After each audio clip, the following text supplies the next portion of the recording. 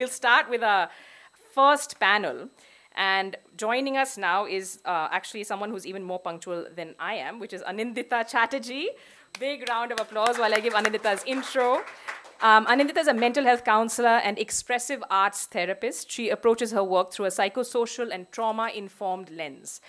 She's also a dance movement therapy practitioner, which I did not know, certified by the International Dance Council, UNESCO, and the American Dance Therapy Association. If I had known this, I would have asked her to do a session for us right now. Clearly, next time.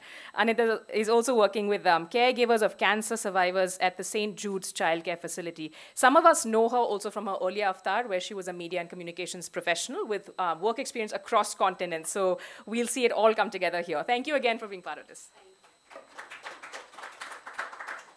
Before I invite our panelists, first of all, let me say what a privilege it is to be here. Lived experience is personal to me. It pivoted my career.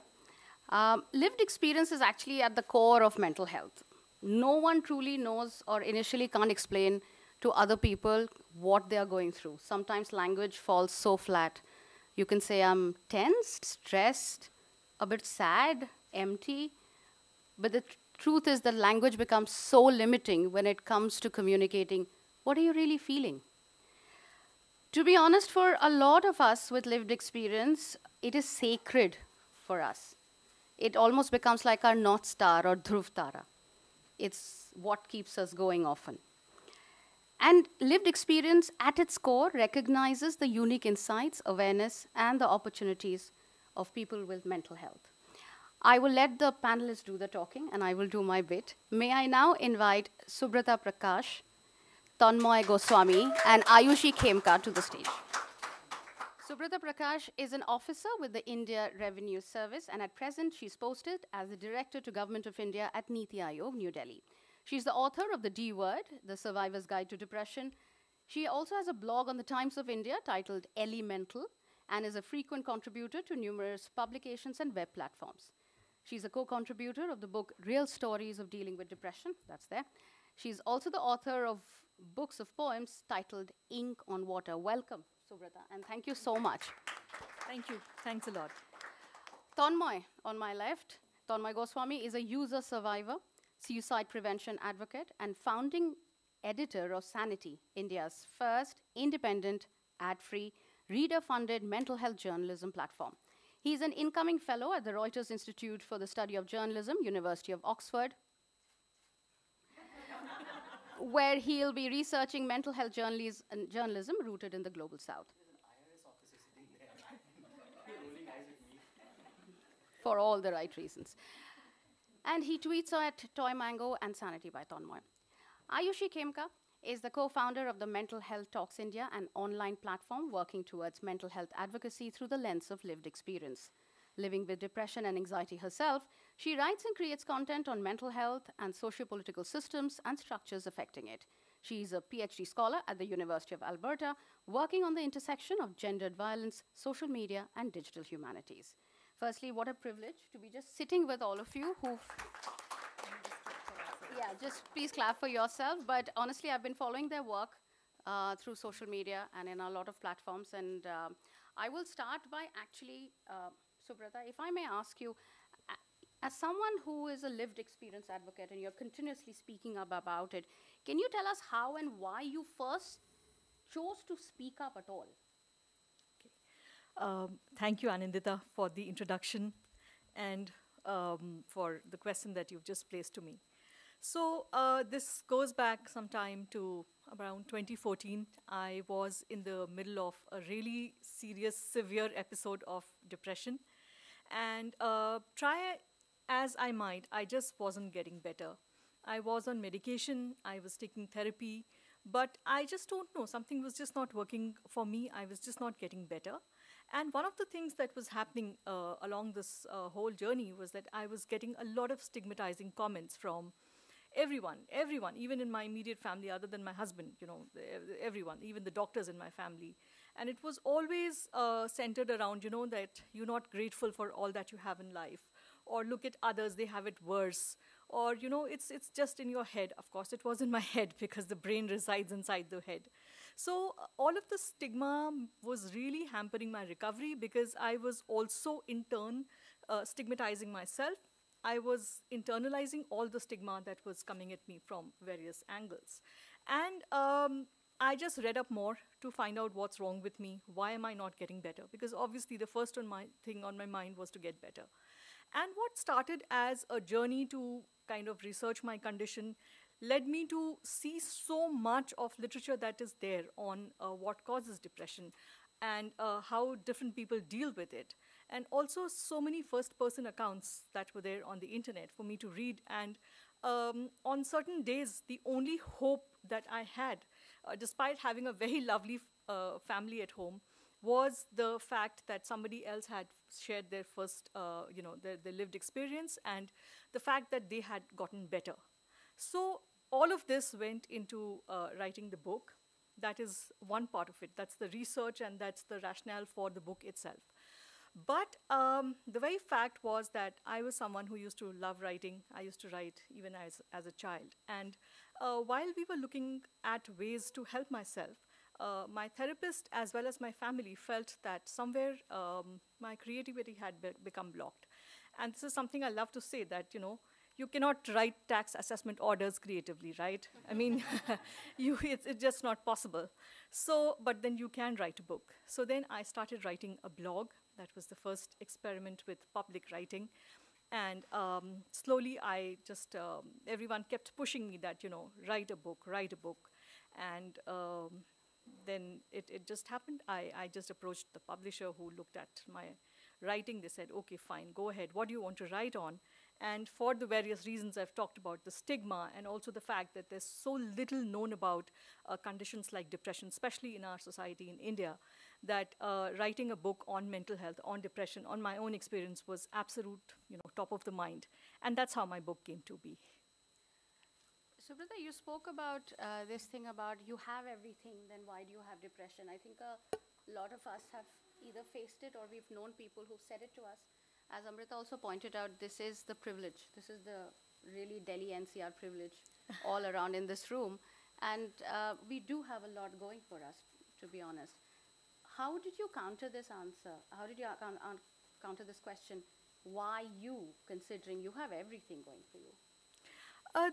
The simple answer is, I just don't know. It's something that happened to me. People don't know what really triggers depression in someone. That's what even the doctors that I have consulted over all these years, that's what they say.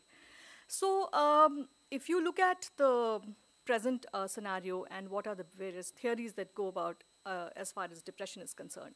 So basically people say that it's somewhere at the intersection of your biological factors, your sociological factors, as well as your psychological factors. And why is it that someone in the same circumstances gets depression, someone else doesn't? It's kind of really difficult to answer. Even I think the best neuroscientists in the world today will not be able to answer that. So that's the first thing. The second thing is that today you see a bureaucrat sitting before you talking about depression or writing this book or having the privilege to speak about it, especially because I had a very supportive spouse who helped me through all of this. But you've not seen my journey. You've not seen how I've reached here. You've not seen me go through school and college and all the pressures, that starts. And in our country, in our society, as a woman, as a girl, I'm approaching that right away. Topic, yeah, it's you have to fight even to be born, right? So at every stage, you face so much. And what goes into making it, we don't know. But as far as I'm concerned, if I try to look back at what could have been the possible triggers, the immediate trigger, I would say, probably was postpartum hormones. And again, I really don't know how that works out. But that's the first I can trace back my depression to. Because all the challenges that I've talked about, whether it's from the gender angle or from just a person trying to do something in life and all the pressures that come with it. But I did not get depression when I was going through those stages of life. I had a heart surgery 15 days before my UPSC interview. And believe me, it was kind of really triggering. I was too young. I had just gotten married. But I took the train all the way from Delhi to Chennai to even go and have the surgery. And I did not have any anxiety. I did not have depression. even after the surgery, I would brood sometimes that why did this happen to me? But then that was all it was. I never really had depression. I did not have days when I couldn't get out of bed. So why did that happen at a time which was probably the most beautiful time of my life, giving birth to my first child, something I'd looked forward to for a very, very long time. It's only the bigger power, whoever you call, who gave me depression is the only person who can answer that. I don't think even science has any answer to this right now. Sure. While on gender, if I may bring in Ayushi here. Ayushi runs this fantastic platform, Mental Health Talks India. Ayushi, gender, how much do you have to struggle as opposed to if somebody else from another gender comes out and says, I have anxiety? I think that's an amazing question, and I can rant on it like for so long. But I think it's to do with, like, there's this general conception that women tend to be hysterical, like the whole history of how being hysterical, like came into being, like that just been there, and psychology as a discipline hasn't done much to undo the damages that it already has done. And like in terms of my own personal lived experiences, I think what really struck me, what Shubhrata also mentioned, that being born as a girl, like you need to fight to just be bloody born. Yeah. And I have faced those struggles, and I'm not saying that, okay, like a man or a non-binary person or like a non-woman would not have those struggles, but like I as a woman have had those struggles which have been really intense, wherein you have to constantly mention that, okay, like there are going to be so many times when people will throw stigmatizing terms such as like, okay, you're just hormonal, you are on your periods or whatever, whatnot, and it's just crass. It's just basically crass, wherein you don't want to understand that a woman can feel all the feelings, and also it doesn't necessarily have to do with her femaleness that is driving those experiences. Sure, absolutely. And how do you challenge these notions? Because as far as hysteria, oh, you're PMSing, oh, it's nothing. Oh, you're also, I mean, I've heard a lot of, oh, you're the woman. You got to get all of this done. You got to rally around it. There's just no way. How do you respond to these? Because I'm still struggling to respond to these. I think I just respond to these by talking about it in the kind of language that my peers understand. So as to, like, I know that I'm doing a PhD in gender studies, but I know my friends are not doing that PhD in gender studies, or like my family is not doing that PhD in gender studies. So I do it by like understanding that, okay, now I do have that epistemic privilege. I have that knowledge frameworks where I understand what is happening. But now I think the deal with like that I want to do, and what I try to do is that you translate those epistemic frameworks into an everyday sort of a language. That, okay, now, so that my friends would understand. Like a friend who's like, for the lack of a better term, like in just a very stereotypical framework, like who's an engineer or who's like from a master's MBA kind of a background, like who hasn't read anything about social sciences, social justice ever at all. If I can reach out to that person and explain how gender works in the language that they know, I think that is just what I'm trying to do. Right, and I think that way social media really helps. Yeah. Because you sort of ease it down for the general consumption.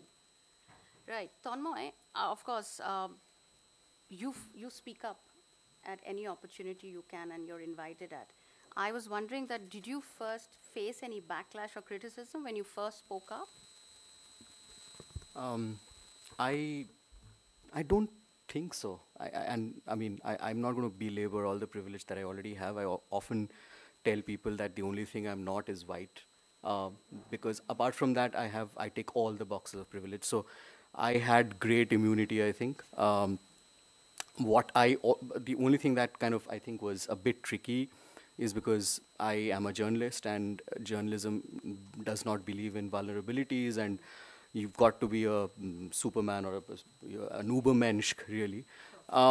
I had taken a break from work. 2015, 16, 17, those 3 years were the hardest for me, when I had severely sort of debilitating depression.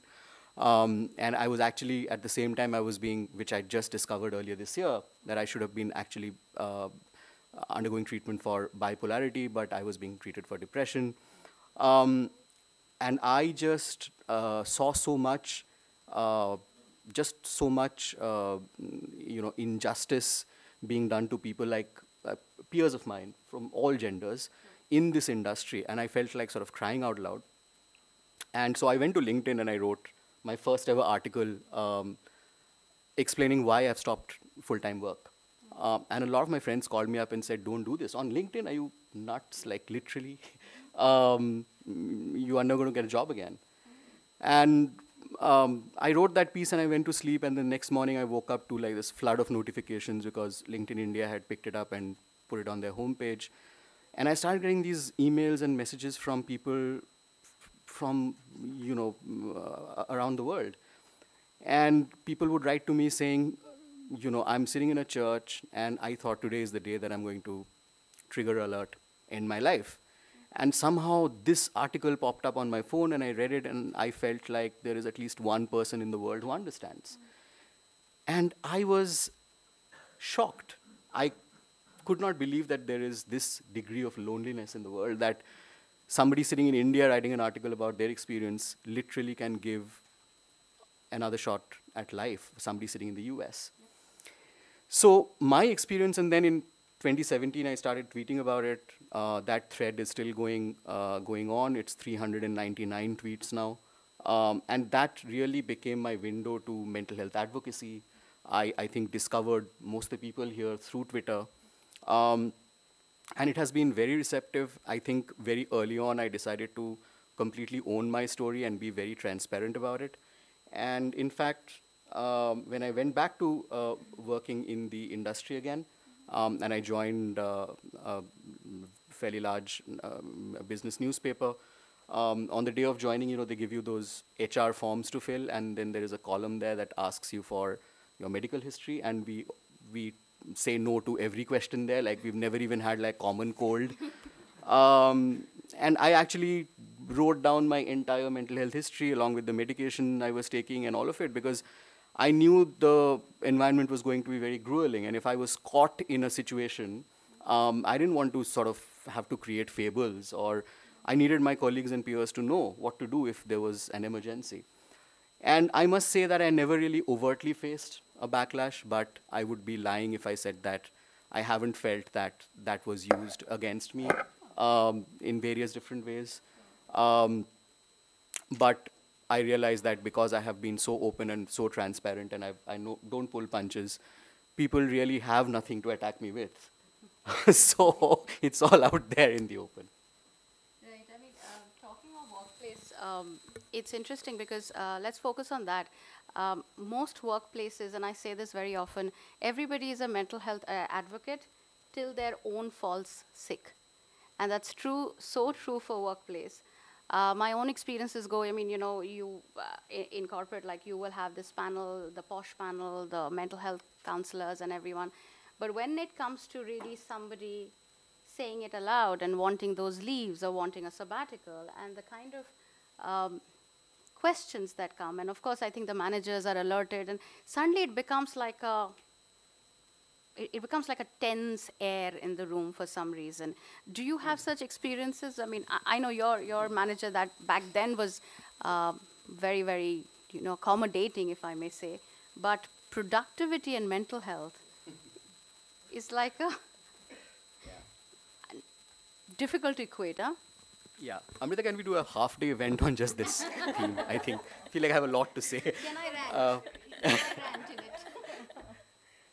So I think, yeah, this productivity nonsense is basically, it's sort of like a snake eating its own tail, really, because it's because of this productivity obsession that people fall ill in the first place. I'm generalizing, of course. And then when you go to a CEO or a CHRO and you want them to invest in mental health initiatives, they only listen to you because, well, if you do this, then your employees are going to be more productive.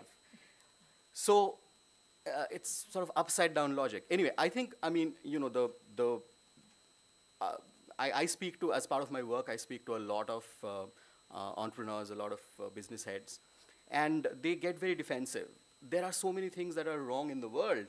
Why are employers singled out and bashed so much? And actually, I was part of a Twitter space where a psychiatrist gave a very, very nice explanation. He said, in Indian society, we don't talk about mental health in relation to our family lives, you know, our sort of really private inner struggles. But we almost have social sanction to say my boss is kharus, or, you know, like there is so much stress at work. Like talking about stress in relation to the workplace is normalized, right?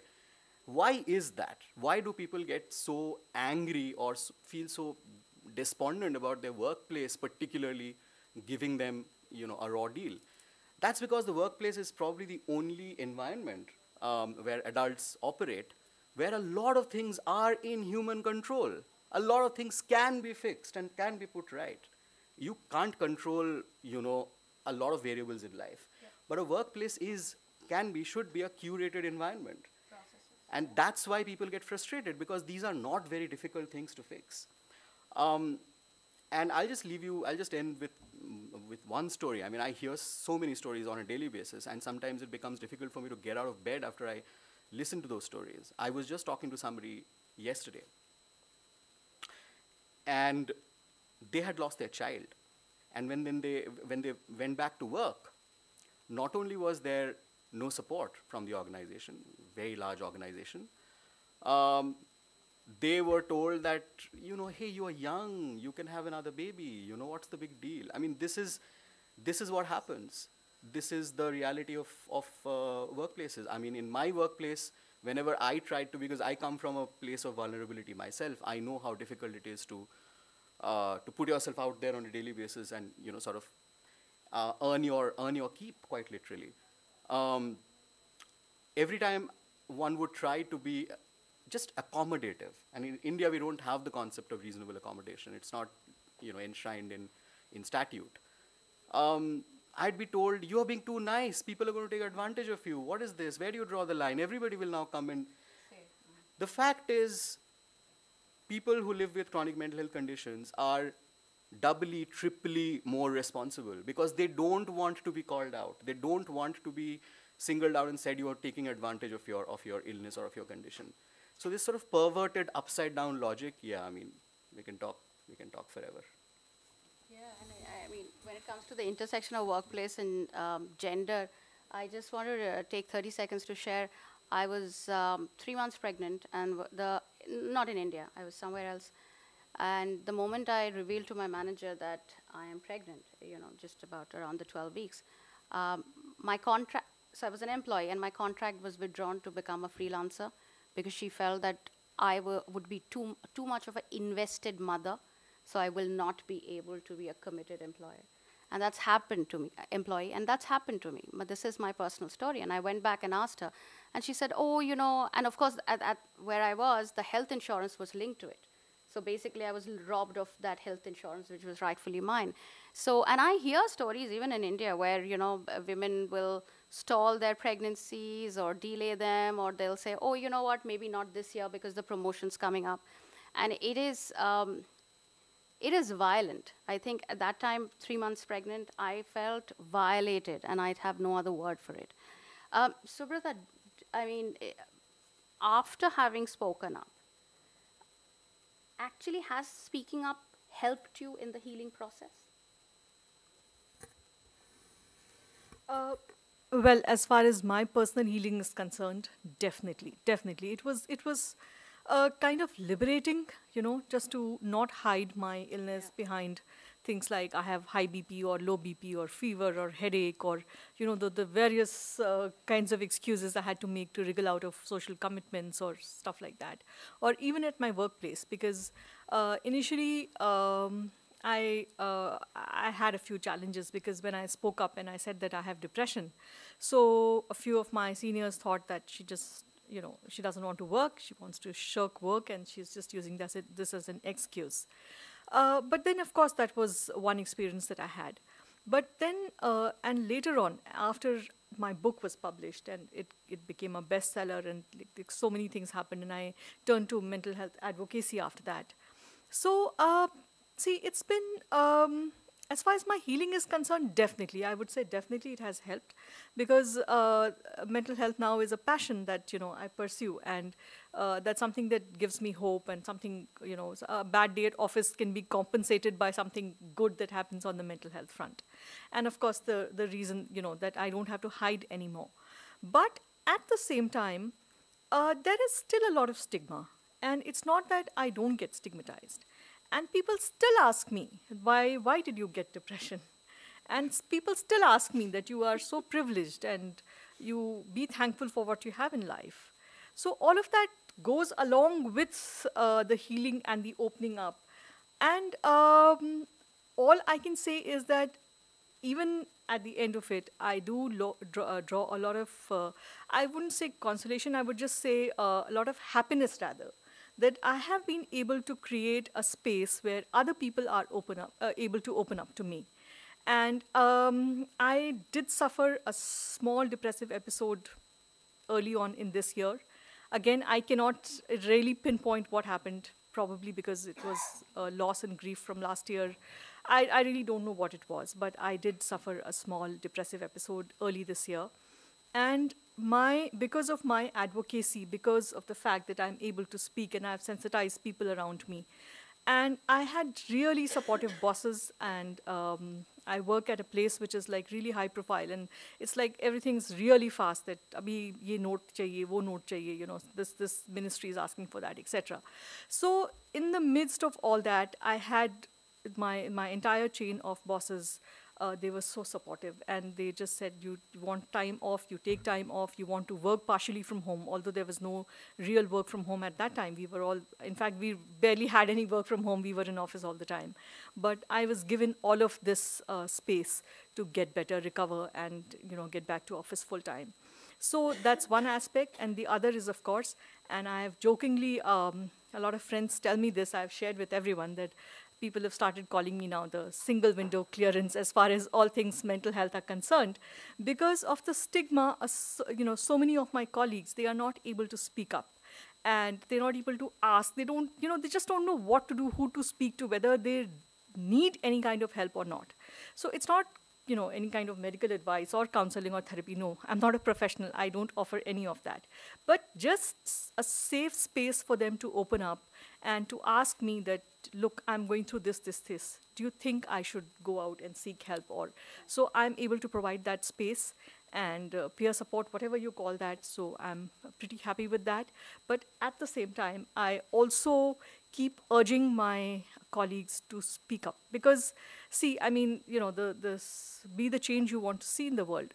So if, like, I spoke up and now they have a safe space, they know who to approach, who to talk to. And of course, whatever little bit of destigmatization, I think whatever I do is just a drop in the ocean. I don't think there's much happening. But still, if everyone made that small one drop like I do, it would really be an ocean of, this whole process of destigmatization. So I keep telling them that please do open up, because if you don't speak out, you are supporting the stigma, and you have the privilege. You are, you are a government servant. No one's going to take away your job just like that. But I don't know, maybe it'll take quite a while for that. Yeah, I mean, thank you for sharing that, and I'm so glad you had supportive bosses. The first time I went and told two of my seniors that I've been prescribed benzos by a psychiatrist for my condition then, they were all very kind and supportive and said, bas ye hum teenon mein hi rehna chahiye. This should remain in this room between the three of us. Don't tell your team. And at that point, I was managing some 24 cities, and they said, kisi aur ko pata nahi hona chahiye. So they put a arm around me, but they said, aage mat batana. And I actually did it. I didn't say, aage kisi ko nahi bataya maine. While Shubhrata mentioned, why aren't you thankful? I think, Ayushi, you and I could rant about forceful gratitude. Why are you not thankful, Ayushi? Why? Why? You're a PhD scholar. Why? You're in Canada. Why? I'm just mean. It's just so annoying. Like, I mean, हाँ है मेरे पास gratitude. Like, I am grateful to all the things that are going so well in my life. But अब depression है तो है ना. Like, it's not like I can't just wish away my depression. That, okay, wow, I just got such a nice bag and yay, my depression is gone. It doesn't work like that. And which is why, like, which is the battle that I have with social media content as well. Like, there's just so much of that, okay, be grateful, have some gratitude, stay positive. There is no point in being positive all the time. Because then it's just so basic that you are just then not feeling all your feelings. Like, I can be grateful for so many things, but and at the same time, not but, and at the same time be depressed. Like, why do they have to be mutually exclusive categories? Because that's just like, you are just not allowed to feel things, and it just doesn't make any sense. You must really like So I'm motivational very speakers, yeah? passionate, right? Oh, I love them. The Yeah. way Go get they it. talk. Go get it, Yeah, Ayushi. That I kind mean, of motivational speaking. It's just so genius. No matter what happens, go get it. I'm like, I'm not able to get up from the bed. What will I get? Exactly. I'm not getting to till the kitchen to get myself a coffee. Where will I go? And what I don't understand is, why do such people think that it is such a genius idea that they only thought of? Yeah, right? Like, don't think about it. I mean, if I was not able to, like, to not think, if I was able to not think about it, I would not think about it. Like, but I can't. It's not in me. Let's, Just let's, absurd. let's take a moment to talk about parents and mental health. Let's take a There are moment. other panels. People are here, Tanmoy. Yeah, what about them? You are the you. Yeah, like it's okay, mom and dad are Mummy not dekh rahi here. hai kya? I mean, yeah. Have you had the conversation? I have. And my conversations initially were not like at all nice and sweet or whatever. Like, it was very melodramatic. That आपके कारण मुझे ये सब हो रहा है and all those things. And which eventually, and they were initially like, they were not able to understand anything because, and I used to be very frustrated that why are you not able to understand what I'm experiencing? And that is when I realized that it's not just a generational gap, it's also a linguistic gap. Like, the languages that I feel in, the languages that I cry in, the language that I think in is very different from the same languages that my parents feel in, think in, cry in. And it is really difficult to bridge that gap because, and that's the whole thing with the mental health advocacy setup right now in India as well, that I know that the kind of content that is there, is it going to be accessible to my father who doesn't really speak a lot of English, who doesn't really know mental health hota hi kya hai, like who has never read anything about mental health, who just does not read at all, like let alone the newspaper. So like, if I am able to reach out to those people, and that is like the biggest challenge because the linguistic registers are just not enough yet to talk about mental health. Like, one day I was looking at like, okay, how do I talk about depression? Like, what's the Hindi word for depression? I just came across this word avsad, and I'm like, who knows avsad? I don't know. Like, even though like I want to talk to my parents in Hindi, I don't think they'll understand avsad. It's just intense.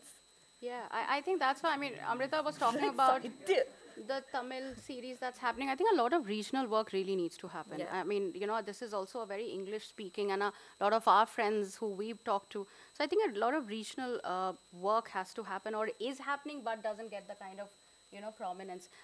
Before we wrap up, I want to ask Tanmoy, what are some of the myths you had to bust? A lot of them have already been addressed, I think.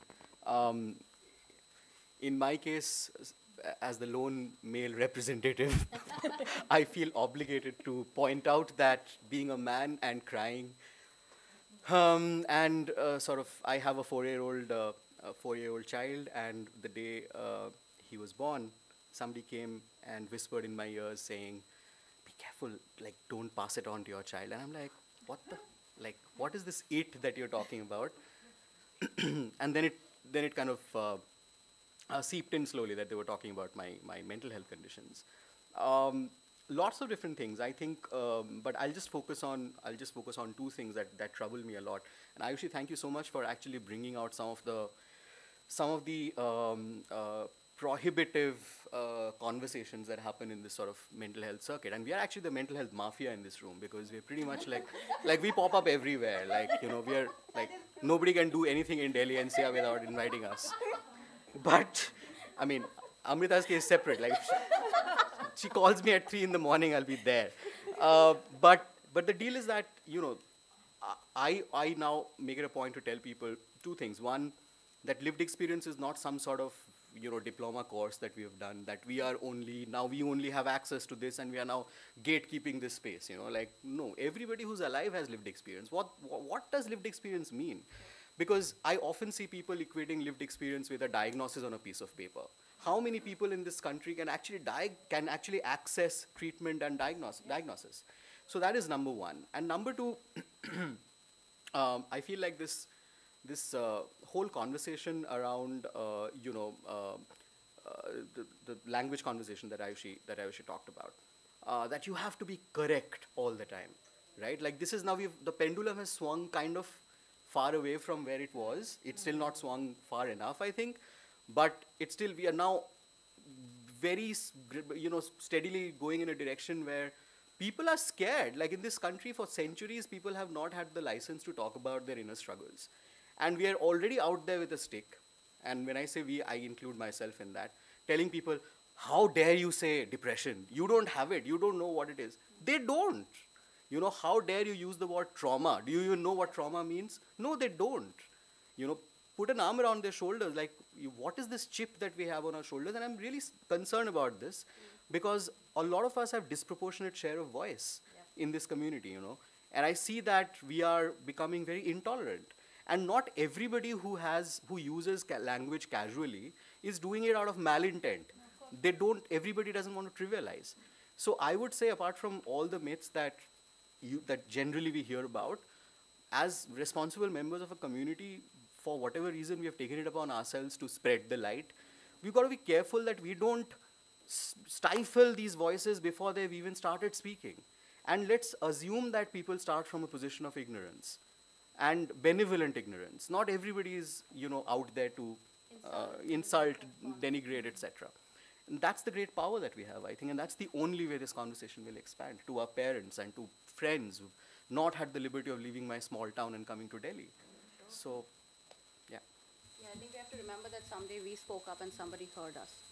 Anita, if I can just, sorry, I'm speaking out of turn here, No, but if I can... coming to you that, yeah, please go ahead. I was anyway coming to you. No, this was just to follow up a little on the whole lack of gratitude aspect that we talked about, that why aren't you grateful enough?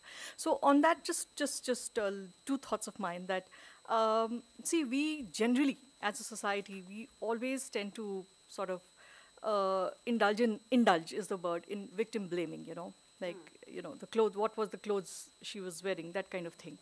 So if it is any solace to anyone with a mental health condition that why aren't you grateful enough, or why have you chosen to become depressed or whatever. So just imagine, and trigger alert, because some of us may have heart issues. Just think of it, someone gets a heart attack. So the first thing is, "Arey wo bahut mota tha." I hope everyone understands Hindi. Basically, what I'm trying to say in very colloquial languages, "Arey wo itna khata tha, daru pita tha, cigarette pita tha," all of that this guy had all these vices, or guy or woman, whoever. So he or she had a heart attack. But if the person is fit and, all these social media pictures of this person running marathons and working out, etc. "Arey dekho kitna fit tha, fir bhi use heart attack ho gaya." So, it's whatever you do, whatever is your lifestyle, whatever is your choice, it's always that, when something goes wrong, people tend to stigmatize and blame. So if it's any consolation to anyone here with mental health challenges, just let this be it. Thank you for your Ayushi, patience. of course, you get the last word. The youth of India. Represent. No, seriously,